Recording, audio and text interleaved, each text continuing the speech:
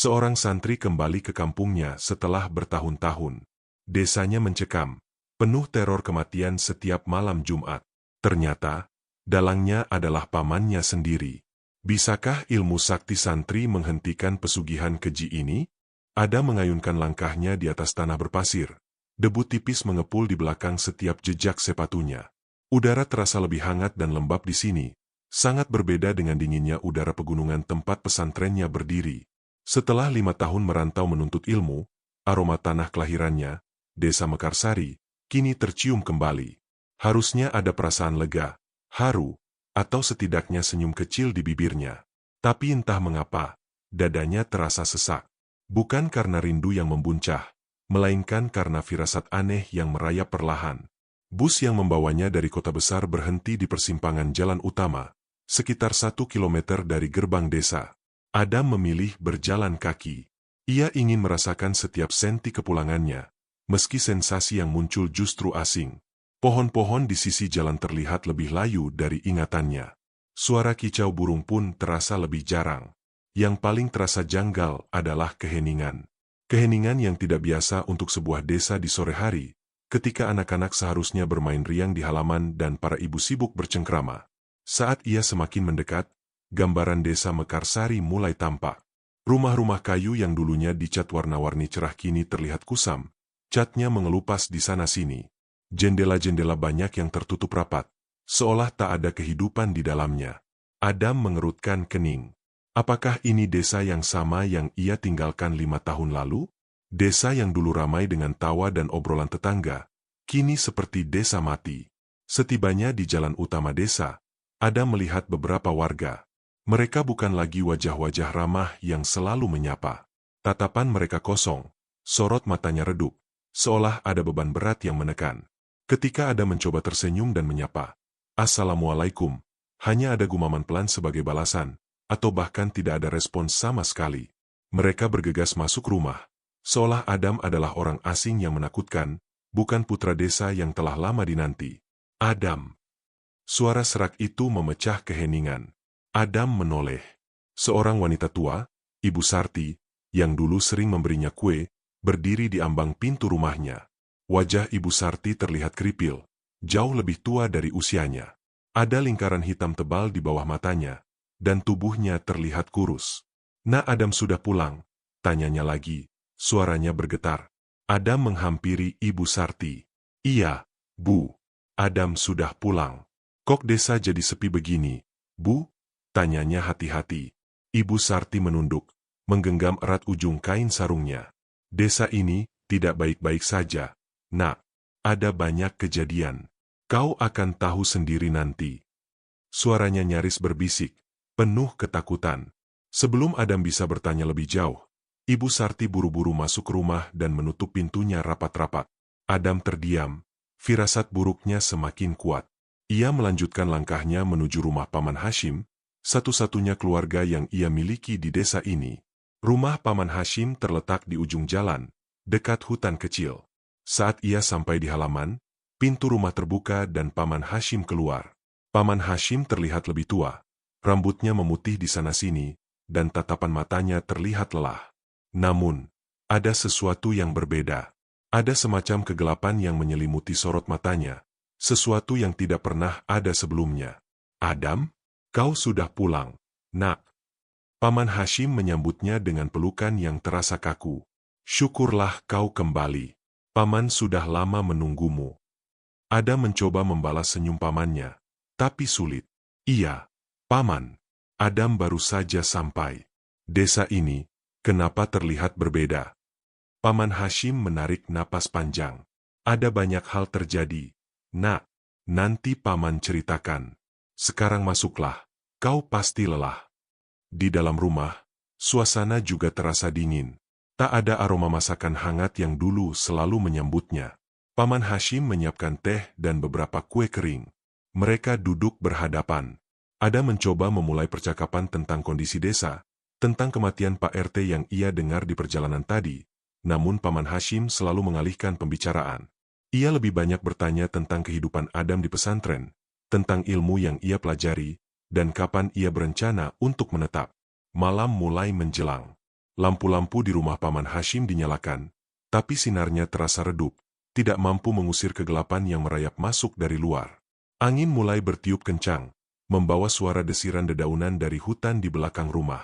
Suara itu terasa seperti bisikan-bisikan aneh yang mengganggu ketenangan.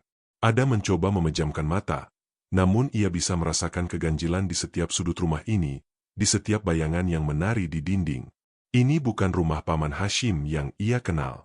Ini bukan desa yang ia rindukan. Ini adalah tempat yang diselimuti sesuatu yang kelam, dan Adam merasa ia baru saja melangkah masuk ke dalam jebakan. Firasatnya mengatakan, malam pertamanya di desa Mekarsari tidak akan tenang. Pagi datang, namun tidak membawa serta ketenangan. Adam terbangun dengan perasaan tak enak. Sisa-sisa bisikan malam sebelumnya masih terasa menggantung di udara.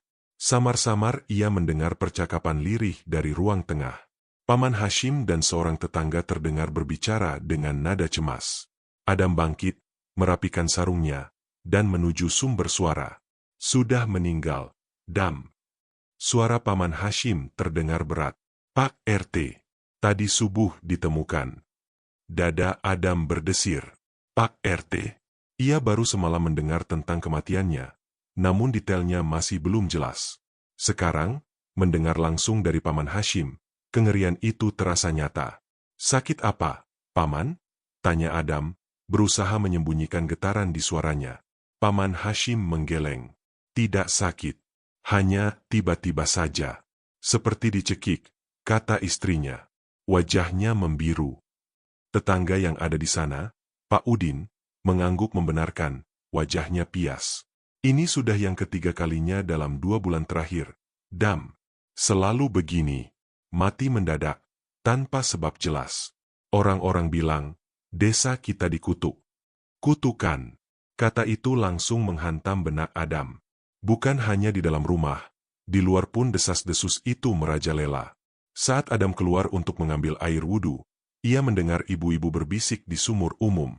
Pasti ada yang aneh. Setiap malam Jumat, pasti ada yang pergi, kata salah seorang ibu dengan suara bergetar. Jangan-jangan ada yang pesugihan, menumbalkan nyawa warga. Adam memilih diam, mendengarkan setiap potongan percakapan. Ia menyadari sebuah pola. Setiap kematian terjadi pada malam Jumat.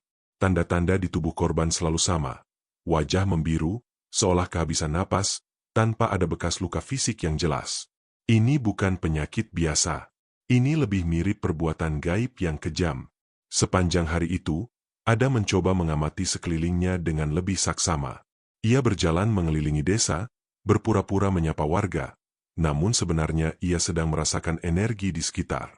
Ada hawa dingin yang tidak wajar di beberapa sudut, seolah ada sesuatu yang tak kasat mata bersembunyi di sana, terutama di dekat rumah-rumah yang pernah menjadi korban kematian.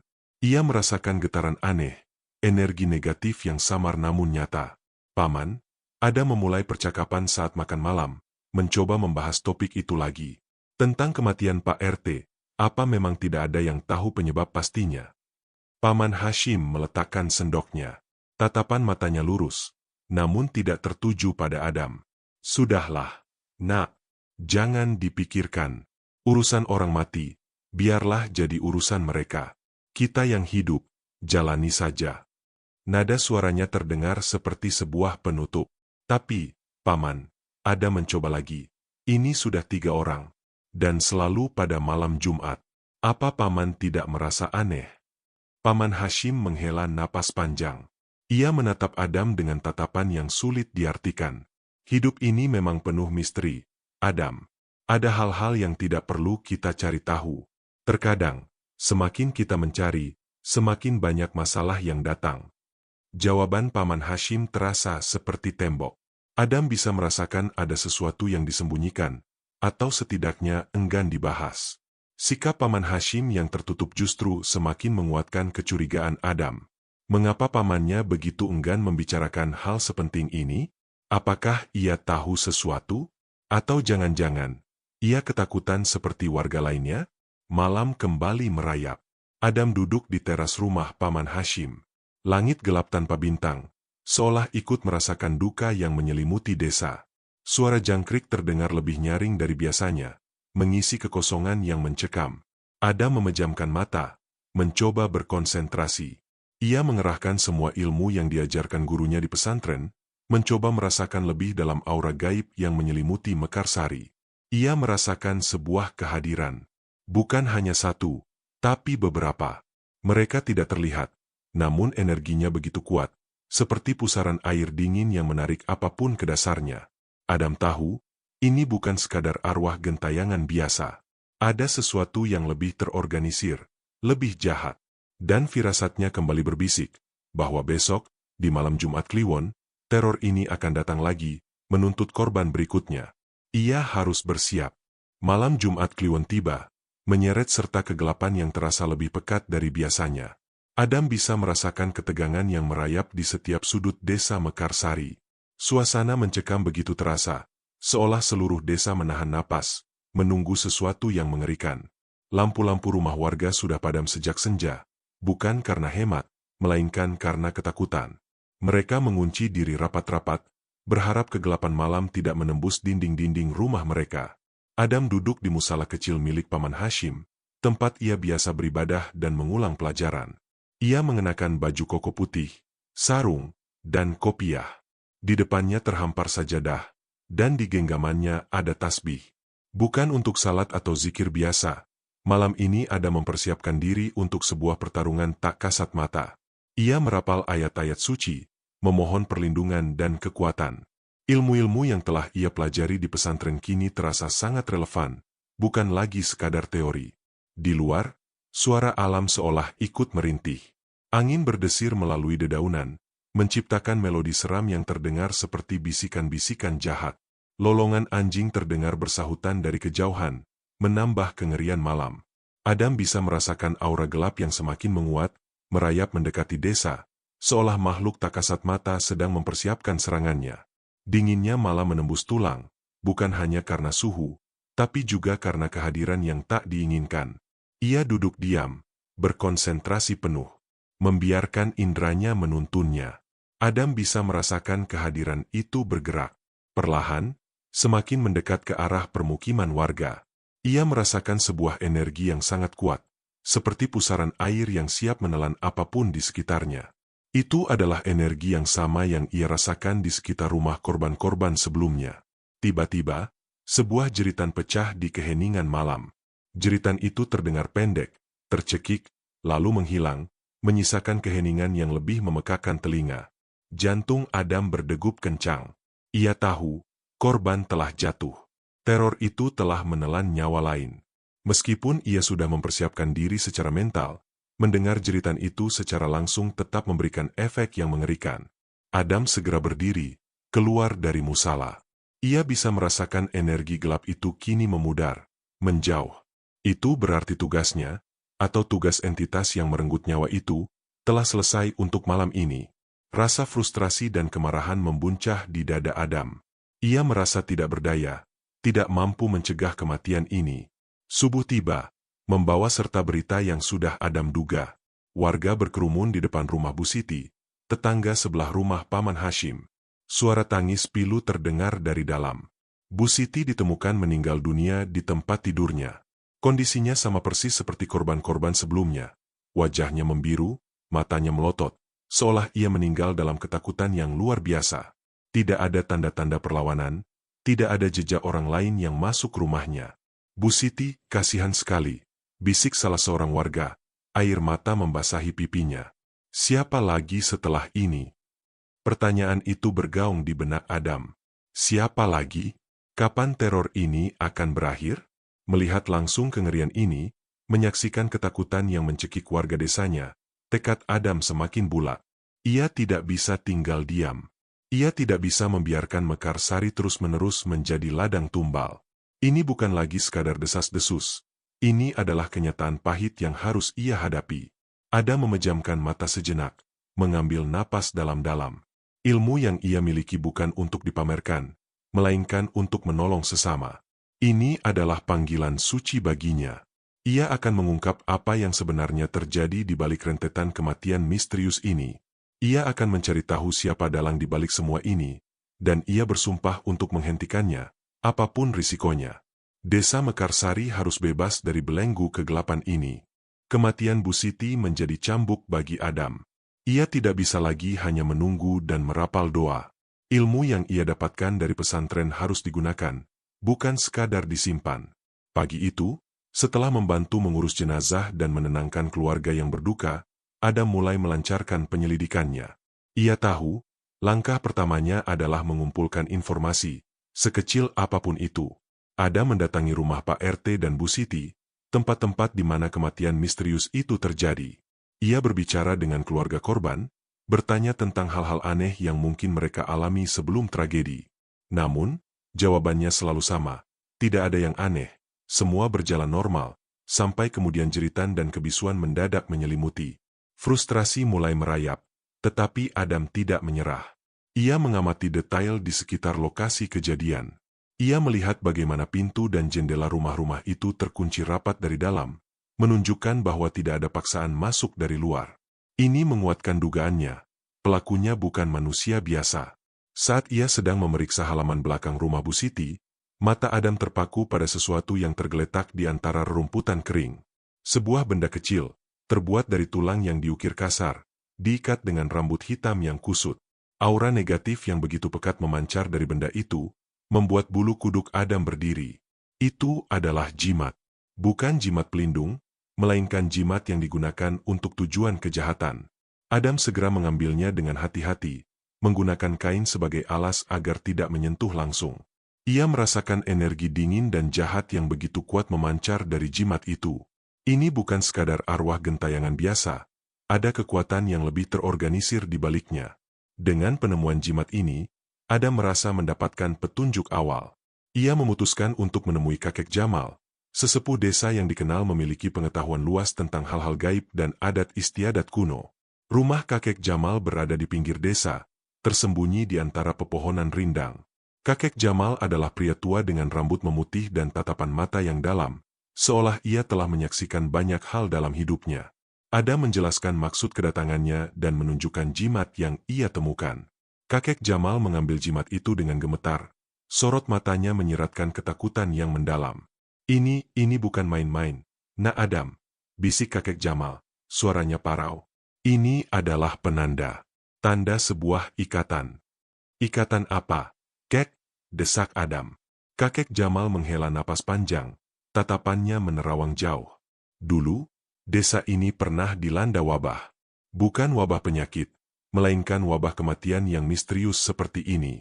Saat itu, ada orang yang mencari jalan pintas. Mereka mengikat perjanjian dengan yang tak terlihat, mengorbankan nyawa demi keuntungan. Hati Adam mencelos. Maksud kakek, ada pesugihan di desa ini. Kakek Jamal mengangguk pelan. Bisa jadi, Nak, tapi ini lebih buruk dari pesugihan biasa. Ini adalah pesugihan tumbal. Orang yang melakukannya harus terus memberi tumbal, atau nyawa mereka sendiri yang akan diambil. Kakek Jamal terdiam sejenak, lalu melanjutkan. Ada yang bilang, ini karena pengkhianatan dari dalam. Seseorang yang seharusnya melindungi desa, justru menyerahkannya pada kegelapan. Kalimat terakhir kakek Jamal seperti sebuah teka-teki. Ada mencoba mengorek lebih banyak, namun kakek Jamal hanya menggelengkan kepala. Aku tidak bisa bicara lebih banyak, Nak. Kekuatan itu terlalu besar. Yang jelas, Nak Adam harus hati-hati. Jangan percaya pada siapapun. Bahaya bisa datang dari arah mana saja, bahkan dari yang paling dekat sekalipun. Meninggalkan rumah kakek Jamal, pikiran Adam berkecamuk. Pengkhianatan dari dalam? Seseorang yang dekat? Kata-kata itu berputar-putar di benaknya.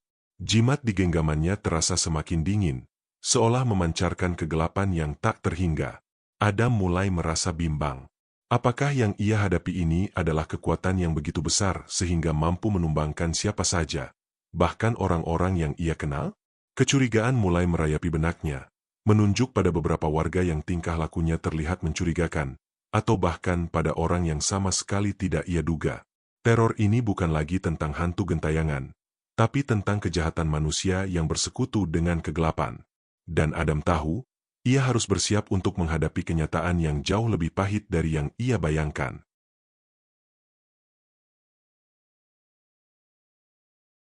Penemuan jimat dan petuah kakek Jamal telah membuka mata Adam. Ini bukan sekadar kutukan acak, melainkan perbuatan terencana. Dengan jimat di genggamannya, yang terus memancarkan aura dinginnya, Adam memutuskan untuk melacak sumber energi negatif itu. Ia memejamkan mata, memfokuskan panca inderanya, membiarkan jimat itu menjadi kompas spiritualnya. Sensasi dingin dari jimat itu seperti benang tak kasat mata yang menuntunnya. Adam berjalan perlahan, melintasi area yang lebih sepi di pinggir desa, menjauhi keramaian. Langkahnya membawanya melewati ladang-ladang yang tak lagi terawat, dan kemudian masuk ke area yang semakin ditumbuhi pepohonan lebat. Udara di sini terasa lebih berat, lebih gelap, seolah sinar matahari enggan menyentuhnya. Saat ia semakin dalam langkah, gangguan-gangguan mulai muncul. Bayangan-bayangan hitam melintas di tepi penglihatannya, seolah mencoba menakut-nakutinya atau mengalihkan perhatiannya. Bisikan-bisikan samar terdengar dari balik semak belukar, memanggil namanya dengan nada mengejek, atau terkadang, menirukan suara-suara pilu yang familiar. Adam tahu, ini adalah penampakan awal dari entitas-entitas gaib yang menjaga atau terlibat dalam praktik kotor ini.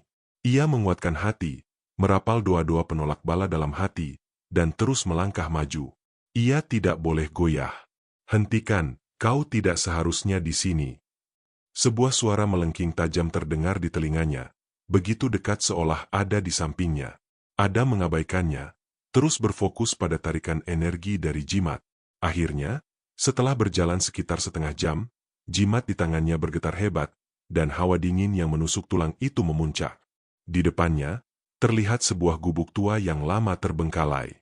Kayu-kayu gubuk itu lapuk, atapnya sebagian besar sudah roboh, dan tumbuhan merambat melilit di seluruh strukturnya. Aura gelap yang begitu pekat menyelimuti gubuk itu, seolah ia adalah pusat dari segala kejahatan di Mekarsari. Adam yakin, inilah tempatnya. Dengan langkah hati-hati, Adam memasuki gubuk itu. Udara di dalamnya pengap, berbau apek, dan busuk. Sarang laba-laba tergantung di mana-mana, dan debu tebal melapisi setiap permukaan. Di tengah gubuk, tergeletak sebuah meja batu kecil yang terlihat seperti altar, dengan sisa-sisa sesajen yang sudah mengering dan hangus. Ada tetesan cairan merah kehitaman di permukaannya, sudah mengering dan terlihat mengerikan. Jantung Adam berdebar kencang. Ia tahu, ia telah menemukan sebuah tempat ritual. Ini bukan sekadar pesugihan biasa. Ini adalah tempat di mana nyawa-nyawa telah dikorbankan. Adam mulai mencari. Di sudut gubuk, tertumpuk beberapa benda. Ia menemukan tengkorak hewan yang dihiasi dengan simbol-simbol aneh, dupa-dupa yang hangus, dan beberapa helai rambut manusia. Kemudian, ia melihat sebuah peti kayu kecil yang tersembunyi di bawah tumpukan daun kering. Adam membukanya dengan rasa cemas. Di dalamnya, ia menemukan beberapa buku-buku kuno yang terbuat dari kulit. Tulisannya tidak ia kenali, namun ia bisa merasakan energi jahat yang menguar dari setiap halamannya. Ini adalah buku-buku sihir hitam, mantra-mantra pesugihan kuno yang mengerikan. Ada juga beberapa artefak aneh yang terbuat dari logam gelap dan tulang. Salah satu artefak itu, sebuah gelang kuningan dengan ukiran rumit, terasa sangat familiar. Adam pernah melihat ukiran seperti itu sebelumnya. Ia teringat sebuah liontin yang selalu dipakai Paman Hashim saat ia kecil. Liontin itu memiliki ukiran serupa, meski tidak persis sama. Pikiran itu membuat Adam merinding. Paman Hashim? Tidak mungkin. Ia satu-satunya keluarga Adam yang tersisa. Tapi, kakek Jamal mengatakan, pengkhianatan dari dalam. Apakah ini adalah petunjuk yang dimaksud? Keraguan itu mulai tumbuh menjadi kecurigaan yang menyakitkan. Adam harus mencari tahu lebih banyak, dan ia harus melakukannya dengan sangat hati-hati. Penemuan gelang kuningan dengan ukiran familiar di gubuk angker itu bagaikan sengatan listrik bagi Adam. Otaknya memutar kembali memori masa kecil. Ukiran itu, sebuah motif sulur melingkar dengan titik-titik kecil di tengahnya, serupa dengan yang selalu ada di liontin keberuntungan Paman Hashim. Sebuah liontin yang tak pernah lepas dari leher pamannya sejak Adam bisa mengingat. Ini terlalu kebetulan untuk diabaikan. Kecurigaan yang samar kini menjelma menjadi gumpalan es di dada Adam. Pengkhianatan dari dalam. Bisik kakek Jamal kembali terngiang. Adam mencoba menepisnya, mencari alasan lain. Mungkin Paman Hashim juga korban, atau mungkin ada kesamaan motif ukiran yang umum. Namun, Desakan batinnya mengatakan sebaliknya.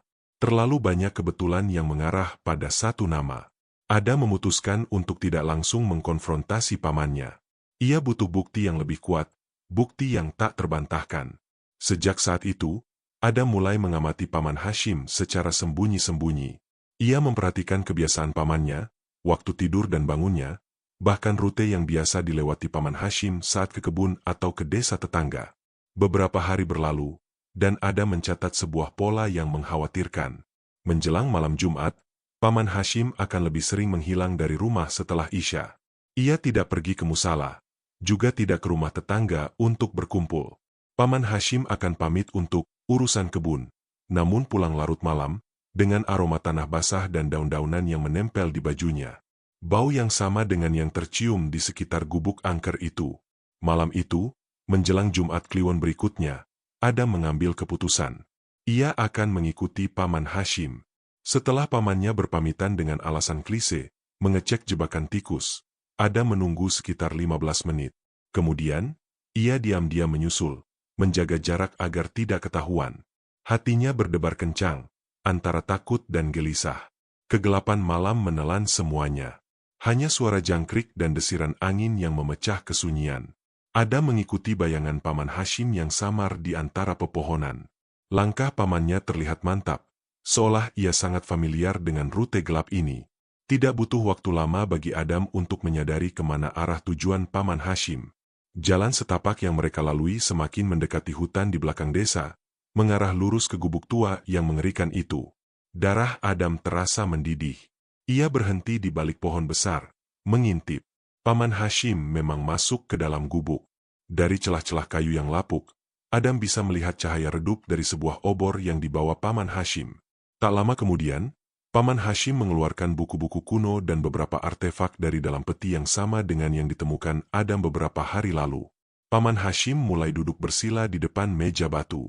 Ia merapalkan mantra-mantra dalam bahasa yang Adam tidak pahami, namun ia bisa merasakan energi hitam yang pekat mulai menguar. Paman Hashim meletakkan sesajen di atas meja batu, kemudian mengeluarkan sebuah pisau kecil yang berkilauan. Sesaat kemudian, Paman Hashim menyayat telapak tangannya sendiri, meneteskan darah ke atas sesajen dan buku-buku itu. Ritual pengorbanan darah. Adam merasakan perutnya bergejolak. Tidak ada keraguan lagi. Paman Hashim, pamannya sendiri, adalah dalang di balik semua ini. Orang yang selama ini ia hormati, yang menjadi satu-satunya keluarganya, ternyata adalah pelaku pesugihan yang telah menumbalkan begitu banyak nyawa warga desa Mekarsari. Kebenaran ini menghantamnya seperti palu godam. Rasa terhianati, marah, dan sedih bercampur aduk menjadi satu. Ia harus menghentikan ini. Malam ini juga. Api kemarahan bercampur kesedihan membakar dada Adam. Ia tidak bisa lagi hanya mengintip dari balik pepohonan. Ini harus dihentikan, sekarang juga. Dengan tekad membaja, Adam melangkah keluar dari persembunyiannya, masuk ke dalam gubuk, menghadapi Paman Hashim yang terkejut melihat kehadirannya. Paman. Suara Adam menggelegar, memecah keheningan mistis di dalam gubuk. Paman Hashim tersentak, wajahnya pucat pasi. Ia segera menyembunyikan pisau kecil di balik punggungnya. Mata pamannya membelalak, dipenuhi keterkejutan dan ketakutan. Adam, apa yang kau lakukan di sini? Suaranya bergetar, berusaha terdengar normal, namun Adam bisa merasakan kegugupan yang luar biasa. Apa yang paman lakukan di sini? Adam balik bertanya, tatapannya tajam menembus Paman Hashim. Ia menunjuk ke arah sesajen dan buku-buku kuno di atas altar batu. Ini apa, paman? Apa paman pikir Adam bodoh? Adam tahu, paman pelakunya. Paman yang melakukan pesugihan ini.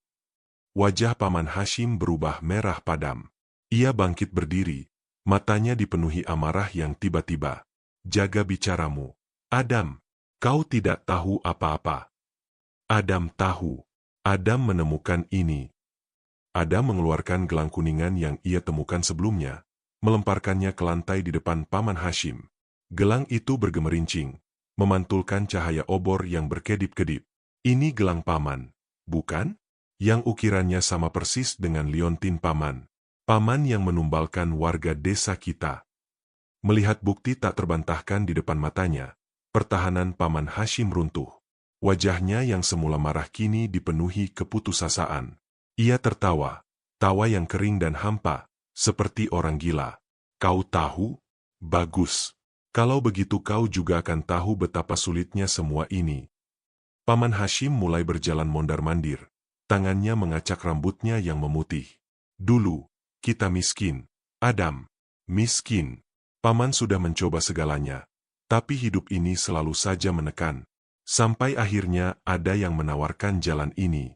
Kekayaan, kekuasaan, semua yang paman inginkan. Tapi ada harganya. Mata Paman Hashim menatap kosong ke depan. Nyawa. Nyawa manusia. Adam merasakan mual. Jadi paman benar-benar menumbalkan mereka? Pak RT, Bu Siti, mereka semua korban keserakahan paman. Bukan keserakahan semata, Adam. Paman Hashim berteriak. Suaranya dipenuhi frustrasi. Aku terikat. Perjanjian ini tidak bisa dibatalkan begitu saja. Kalau aku berhenti, jiwaku yang akan jadi tumbalnya. Aku tidak punya pilihan. Paman Hashim mendekat, tatapannya memohon, namun juga mengandung ancaman. Kau tidak tahu seberapa kuat entitas yang kubangkitkan, Adam. Dia akan menghancurkan siapa saja yang mencoba mengganggu perjanjian ini, termasuk kau. Jangan ikut campur. Ini urusanku. Tidak. Adam menggeleng keras. Adam tidak akan membiarkan paman terus menumbalkan warga tak berdosa. Adam akan hentikan ini. Paman Hashim tiba-tiba meraih pergelangan tangan Adam dengan cengkeraman kuat. Mata pamannya memancarkan kilatan gelap, seolah ada sesuatu yang lain di dalamnya. Kau tidak akan bisa, Adam. Aku sudah terlalu jauh. Jika ritual ini terhenti, bukan hanya aku yang akan hancur, tapi seluruh desa. Kekuatan yang kumiliki akan lepas kendali dan menghancurkan semua. Kalian semua akan mati. Dilema besar menghantam Adam. Di satu sisi, ia ingin menyelamatkan desanya dari teror yang mengerikan ini. Di sisi lain, ia harus menghadapi kenyataan bahwa Paman Hashim, satu-satunya kerabatnya, adalah pelaku di balik semua ini, dan nyawa pamannya kini juga terancam oleh perjanjian terkutuknya sendiri. Adam mencabut tangannya dari genggaman Paman Hashim. Adam tidak peduli apapun konsekuensinya. Paman, teror ini harus berakhir. Tekadnya kembali menguat. Ia tahu ia harus menghadapinya, apapun risikonya, bahkan jika itu berarti harus berhadapan dengan pamannya sendiri, dan kekuatan gelap yang jauh lebih besar dari yang ia duga. Pertarungan yang sebenarnya, pertarungan antara iman dan kegelapan, baru akan dimulai. Malam Jumat Kliwon kembali menyelimuti desa Mekarsari, kali ini dengan aura yang lebih mencekam dari sebelumnya. Di gubuk tua yang angker, pertarungan batin Adam telah usai. Dilemanya memang berat. Namun keputusan sudah bulat, teror ini harus dihentikan. Apapun risikonya, bahkan jika itu berarti harus berhadapan langsung dengan pamannya sendiri, dan entitas gelap yang telah Paman Hashim panggil. Paman Hashim duduk bersila di depan altar batu, wajahnya tegang, peluh membasahi dahinya. Ia menggumamkan mantra-mantra dalam bahasa yang aneh, suaranya kian meninggi, seperti orang kesurupan. Di sekelilingnya, asap dupa mengepul tebal, membentuk bayangan-bayangan mengerikan di dinding gubuk yang lapuk. Energi negatif yang pekat berdenyut di udara, terasa seperti gelombang dingin yang menusuk tulang. Adam bisa merasakan kehadiran entitas gaib itu semakin kuat, seolah ia sedang bersiap untuk menampakkan wujud aslinya. Adam tak membuang waktu. Ia melangkah maju, tangannya menggenggam tasbih erat-erat. "Cukup, Paman!" teriaknya. Suaranya dipenuhi kekuatan yang ia dapatkan dari keyakinannya. "Hentikan semua ini." Paman Hashim terkejut, namun ia tidak berhenti. Mata pamannya berkilat merah, menatap Adam dengan permusuhan yang asing. "Kau tidak bisa menghentikanku, Adam. Ini sudah menjadi takdir." Saat itu juga, bayangan hitam besar mulai terbentuk di belakang Paman Hashim. Bentuknya samar, namun Adam bisa merasakan aura kekuatan yang maha dahsyat darinya. Makhluk itu melolong tanpa suara, namun getarannya mampu mengguncang jiwa. Ini adalah entitas penjaga pesugihan, iblis yang telah mengikat janji dengan Paman Hashim. "Minggir, Adam!" Paman Hashim berteriak, seolah ada kekuatan lain yang berbicara melaluinya. Adam tidak gentar. Ia mengangkat tangannya, membaca ayat-ayat suci dengan lantang. Cahaya putih samar mulai memancar dari tubuh Adam, meredupkan cahaya obor di dalam gubuk. Mantera-mantera suci beradu dengan gumaman gelap Paman Hashim, menciptakan benturan energi yang dahsyat. Tanah di bawah kaki mereka bergetar. Entitas hitam itu meraung, mencoba menerkam Adam. Namun, setiap kali ia mendekat, cahaya dari tubuh Adam akan menghalaunya, membuatnya mundur dengan desisan kebencian. Adam terus maju, fokusnya tertuju pada Paman Hashim yang kini terlihat seperti boneka yang dikendalikan. Kembalilah, Paman. Kembali ke jalan yang benar. Adam terus memanggil, mencoba menembus kabut kegelapan yang menyelimuti pamannya. Paman Hashim meronta, seolah dua kekuatan sedang berebut kendali atas dirinya. Namun, entitas hitam itu terlalu kuat. Dengan satu gerakan tiba-tiba, Paman Hashim melemparkan sesajen yang berlumuran darah ke arah Adam. Adam menghindar, dan sesajen itu menghantam dinding gubuk, meninggalkan noda menjijikan. Adam tahu, ia harus memutus perjanjian ini dari akarnya. Ia mengumpulkan seluruh kekuatannya, memfokuskan energi spiritualnya. Ia melompat ke arah altar batu, tempat buku-buku sihir dan artefak-artefak gelap tergeletak. Jangan sentuh, raung Paman Hashim, atau lebih tepatnya, entitas yang menguasainya. Makhluk hitam itu menyerang Adam dengan kekuatan penuh, mencoba melumpuhkannya. Adam merasakan dorongan dahsyat yang hampir membuatnya terpental. Namun, dengan sisa tenaganya, ia berhasil menjangkau altar. Ia meraih buku-buku kuno itu, merobeknya dengan kekuatan penuh sambil terus merapalkan doa penghancur. Asap hitam mengepul dari halaman-halaman yang sobek, diikuti jeritan melengking dari entitas tak kasat mata. Kemudian, Adam meraih artefak-artefak gelap dan memukulkannya ke altar batu, menghancurkannya berkeping-keping. Saat artefak terakhir hancur, sebuah ledakan energi besar terjadi. Cahaya putih terang menyambar, disusul oleh lolongan mengerikan dari entitas hitam yang kini mulai memudar. Bentuknya tercerai-berai menjadi debu. Paman Hashim terhuyung, tubuhnya ambruk ke tanah. Aura gelap yang menyelimutinya lenyap, digantikan oleh kepucatan dan kelelahan yang luar biasa. Ia terbatuk-batuk, seperti orang yang baru saja tersadar dari mimpi buruk. Ritual telah terhenti. Pesugihan itu telah diputus. Adam terengah-engah, tubuhnya lemas tak bertenaga. Ia telah mengerahkan segalanya. Kemenangan ini terasa pahit. Desa Mekarsari mungkin telah selamat, namun ia telah melukai satu-satunya keluarga yang tersisa. Adam memandang pamannya yang terbaring tak berdaya. Sebuah beban berat menekan hatinya. Ia tahu, tugasnya belum selesai. Desa ini, dan pamannya, membutuhkan pemulihan yang panjang setelah tragedi mengerikan ini. Gubuk tua itu kini sunyi, hanya menyisakan keheningan yang memekakkan telinga setelah badai energi. Asap hitam dari buku-buku yang terbakar masih mengepul tipis, aroma belerang dan darah tercium menusuk hidung. Adam terhuyung, tubuhnya lemas tak bertenaga, namun ia berhasil menopang dirinya. Ia telah berhasil. Pesugihan itu, rantai tumbal yang mencekik desa Mekarsari, telah diputus. Namun, kemenangan ini datang dengan harga yang sangat mahal. Paman Hashim terbaring tak sadarkan diri di tanah, tubuhnya gemetar hebat. Mata pamannya terpejam, wajahnya pucat pasi, dan keringat dingin membanjiri pelipisnya.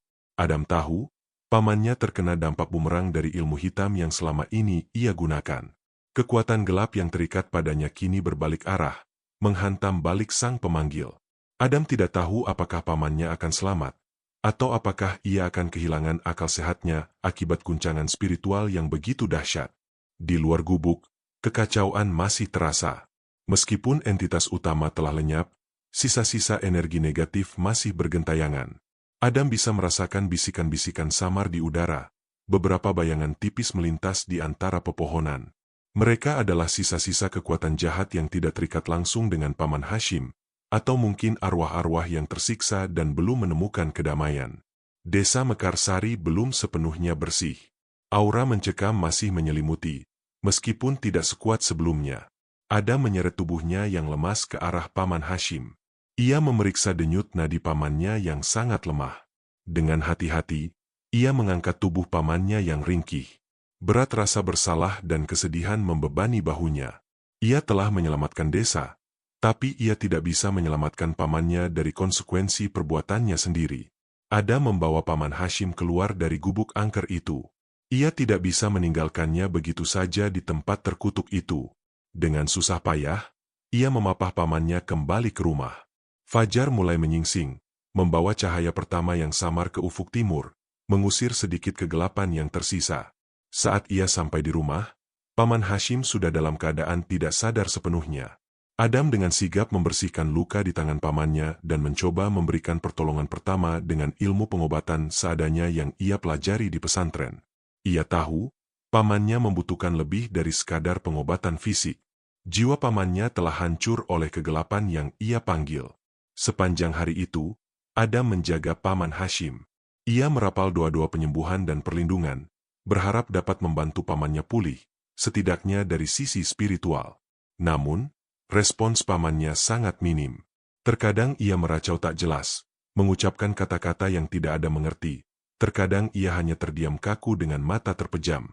Melihat kondisi pamannya, dan merasakan sisa-sisa aura negatif yang masih bergentayangan di desa, Adam menyadari bahwa tugasnya belum selesai.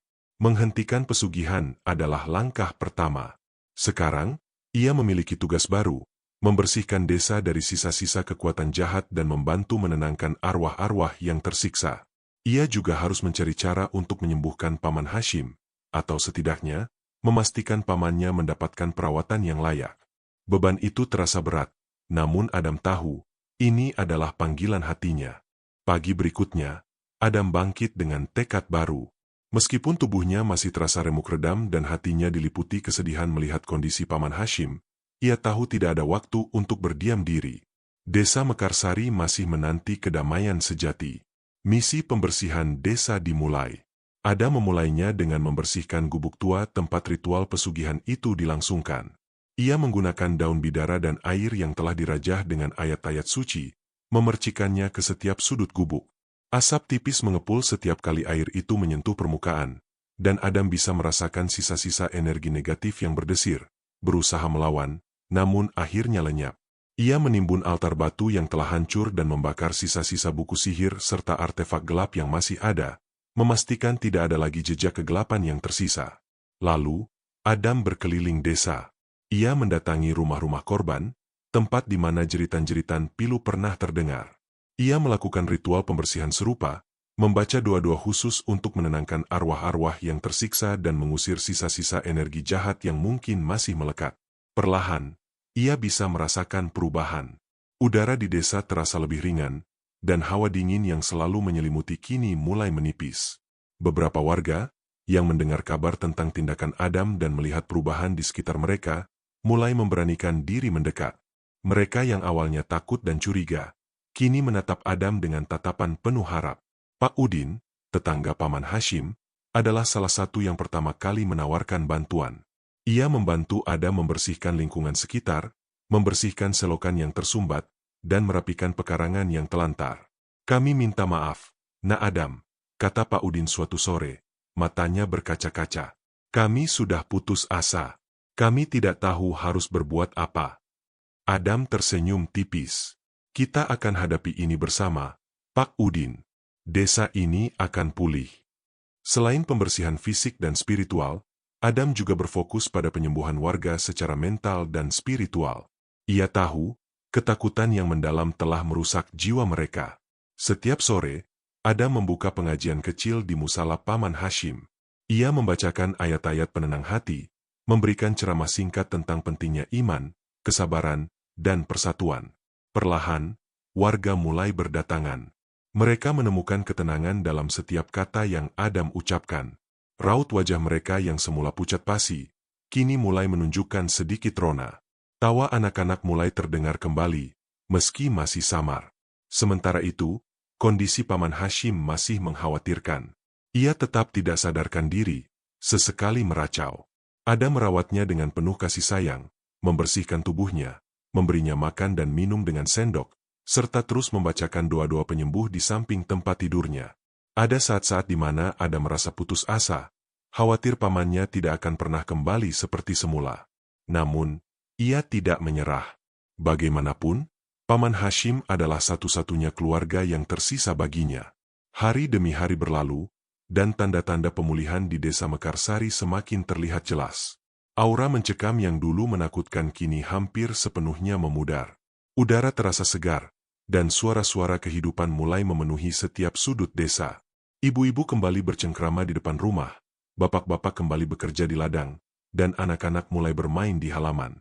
Senyum tipis, kemudian tawa renyah, mulai kembali menghiasi wajah-wajah mereka. Desa Mekarsari, perlahan tapi pasti, bangkit dari keterpurukan. Adam, sang santri perantau, kini menjadi cahaya harapan bagi seluruh warganya. Meskipun kedamaian mulai menyelimuti Desa Mekarsari, dampak dari teror pesugihan itu tidak bisa dihapus begitu saja. Proses pemulihan memang berjalan, tetapi ada konsekuensi yang harus dihadapi, terutama yang berkaitan dengan Paman Hashim. Beberapa hari setelah Adam berhasil memutus ritual, kabar tentang kondisi Paman Hashim dan rentetan kematian misterius akhirnya sampai ke telinga pihak berwajib. 2 orang petugas kepolisian dari kota datang ke desa untuk melakukan penyelidikan. Suasana sempat kembali tegang, karena warga masih trauma dengan kedatangan orang asing. Adam menjadi saksi kunci. Ia berusaha menjelaskan apa yang terjadi, menceritakan tentang pesugihan dan kekuatan gelap yang telah merenggut nyawa warga. Namun, menjelaskan hal-hal gaib kepada akal sehat yang logis bukanlah perkara mudah. Para petugas terlihat skeptis, meskipun mereka melihat sendiri kondisi Paman Hashim yang terus meracau dan bukti-bukti kerusakan di gubuk tua. Jadi, Anda bilang Paman Anda melakukan perjanjian dengan iblis, dan makhluk itu yang membunuh warga? Tanya salah seorang petugas, nada suaranya terdengar tidak percaya. Adam menghela napas. Paman saya terjerat. Pak, dia bukan sepenuhnya diri sendiri. Kekuatan itu yang menguasainya. Ia tahu penjelasannya sulit diterima, tetapi ia harus mencoba. Ia menunjukkan sisa-sisa buku kuno yang telah ia bakar, serta gelang yang dulu ia temukan. Petugas mencatat semuanya, meski raut wajah mereka masih menunjukkan kebingungan. Setelah berhari-hari penyelidikan, pihak berwajib akhirnya memutuskan nasib Paman Hashim. Mereka tidak bisa membuktikan secara hukum bahwa Paman Hashim secara sadar melakukan pembunuhan. Kondisi mentalnya yang terus-menerus terganggu menjadi pertimbangan utama. Akhirnya, Paman Hashim dibawa ke sebuah rumah sakit jiwa di kota untuk mendapatkan perawatan intensif. Adam mengantar pamannya hingga pintu mobil. Hatinya perih melihat kondisi pamannya yang kini jauh berbeda. Paman Hashim menatapnya kosong, tidak ada lagi sorot mata yang Adam kenal. Ini adalah perpisahan yang menyedihkan, sebuah harga yang harus dibayar atas kejahatan yang tidak bisa ia kendalikan. Adam tahu, mungkin ini adalah yang terbaik bagi pamannya, untuk mencari kedamaian di tempat yang jauh dari bayang-bayang kegelapan. Selain itu, Adam juga berupaya keras untuk membantu arwah-arwah korban yang tersiksa menemukan kedamaian. Setiap malam Jumat, alih-alih diliputi ketakutan, Adam kini menggelar pengajian di musala. Ia memimpin doa bersama warga, mendoakan para korban agar arwah mereka tenang dan diterima di sisi Tuhan. Ia yakin, dengan pemutusan ritual pesugihan, jiwa-jiwa yang terperangkap itu kini bebas. Dan benar saja, perlahan, bisikan-bisikan dan penampakan samar yang sempat ada di awal pembersihan desa mulai benar-benar lenyap. Ada semacam kedamaian yang mendalam menyelimuti lokasi-lokasi bekas kematian, seolah arwah-arwah itu akhirnya menemukan jalan pulang. Namun, di balik semua pemulihan ini, Adam merasakan sebuah tantangan baru. Meskipun teror utama telah berakhir dan sebagian besar energi negatif telah hilang, ia masih bisa merasakan sedikit jejak. Bukan lagi ancaman yang jelas, melainkan semacam residu, bayangan yang tak sepenuhnya lenyap. Ia menyadari bahwa membasmi kejahatan sejati bukanlah tugas sekali jadi. Kejahatan bisa meninggalkan bekas, dan bibit-bibit masalah baru bisa saja tumbuh jika desa ini tidak terus-menerus dijaga. Adam tahu, perannya sebagai penjaga spiritual desa ini baru saja dimulai. Musim berganti, dan Desa Mekarsari perlahan tapi pasti bangkit dari keterpurukan. Bekas luka memang masih ada, terutama di hati mereka yang kehilangan orang terkasih, namun semangat untuk membangun kembali kini jauh lebih kuat. Rumah-rumah yang dulu kusam mulai dicat ulang, kebun-kebun yang terbengkalai kini kembali digarap, dan anak-anak bermain dengan tawa lepas yang tak lagi dibayangi ketakutan. Adam menjadi sosok sentral dalam pemulihan ini, bukan sebagai pemimpin formal, melainkan sebagai penasihat spiritual dan pembimbing. Ia rutin membuka pengajian, bukan hanya untuk membaca doa, tapi juga untuk berbagi ilmu agama yang ia dapatkan. Ia mengajarkan tentang pentingnya kebersihan hati, keikhlasan, dan persatuan. Pelan-pelan, kepercayaan antar warga pun pulih. Rasa curiga yang dulu membelenggu kini digantikan oleh semangat gotong royong yang kembali membara. Mereka sadar, hanya dengan bersatu, mereka bisa menghadapi segala cobaan.